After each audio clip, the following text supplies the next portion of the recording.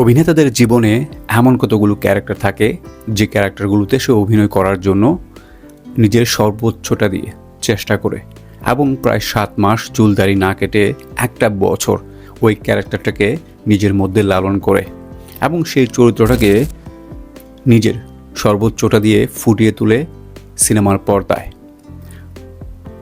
আপনারা হয়তো অনেকেই বুঝতে পারছেন আমি কোন সিনেমার কথা বলছি এবং কোন বিষয়ে কথা বলছি।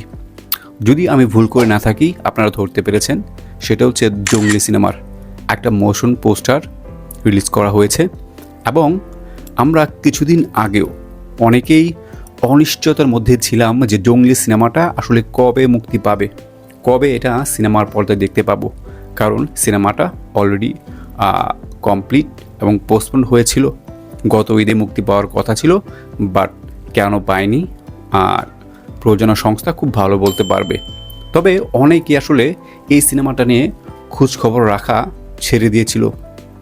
সেইখান থেকে আসলে সিয়াম আহমেদ কিছুদিন আগে একটা পোস্ট করেছিল এরকমই যে এই সিনেমাটাকে নিয়ে তার যে স্বপ্ন, তার যে ডেডিকেশন, এইটা নিয়ে একটা পোস্ট করেছিল। তখনই আমি বুঝতে পেরেছিলাম যে না, কিছু একটা হতে যাচ্ছে এবং এমন কিছু আসতে যাচ্ছে যেটা আপনাকে একটু নড়ে চড়ে বসতে বাধ্য করবে। ঠিক তেমনটাই হলো। এই যে 9 জানুয়ারি একটা মোশন পোস্টার লঞ্চ করে দিল এবং বিশ্বাস করতে পারবেন না ভাই, আমি এই পোস্টারটা দেখে রীতিমতো শকড। আসলে এরকম লোকেও আমাদের বাংলাদেশের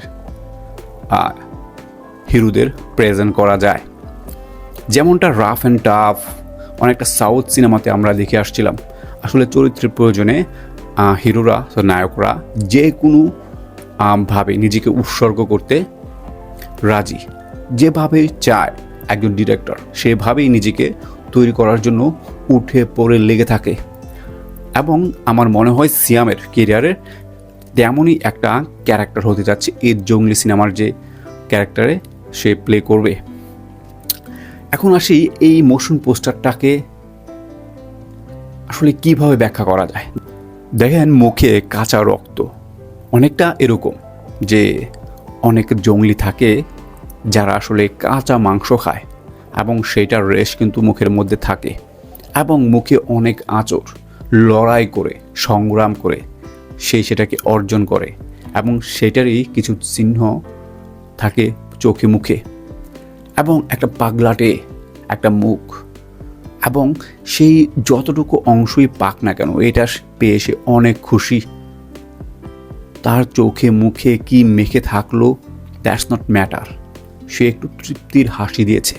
যেই হাসিটা এই যে সিয়াম আহমেদের মোশন পোস্টারে যে হাসিটা দিয়েছে, আপনি একটু খেয়াল করে দেখুন এখানে কি ছিল না।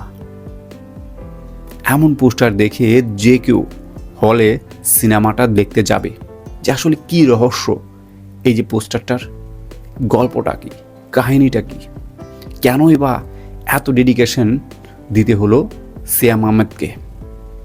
এবং এইটা কিন্তু ভাই আরেকটা কথা যে বলে রাখি, সেটা হচ্ছে কি না বললে নয়, এটা কিন্তু ওয়ার্ল্ড ওয়াইড রিলিজ হবে ঈদুল ফিতর 2025-এ। হেভি টক্কর হবে। আসলে এই সিনেমাটা আসার একটা পূর্বাভাস পেয়েছিলাম, বাট অফিসিয়ালি একটা কনফার্মেশনের জন্য অপেক্ষায় ছিলাম। তার কারণে এই সিনেমাটা নিয়ে কথা বলাটা হয়ে ওঠেনি।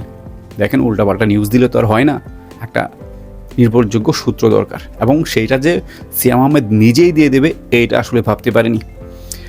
যাই হোক, পোস্টারটা যারা যারা দেখেছেন আমার মনে হয় সবারই কাছে ভালো লেগেছে, আমার কাছে অসম্ভব ভালো লেগেছে এবং এরকম পোস্টার হওয়া দরকার। ছবি আসলে কাহিনী কি এখনও তো জানি না, তবে আশা করি খুব ভালো হবে। দেখা যাক শেষ পর্যন্ত কি হয়। আপনাদের কাছে পোস্টারটা কেমন লেগেছে অবশ্যই কমেন্টস করে জানাবেন। ধন্যবাদ সবাইকে।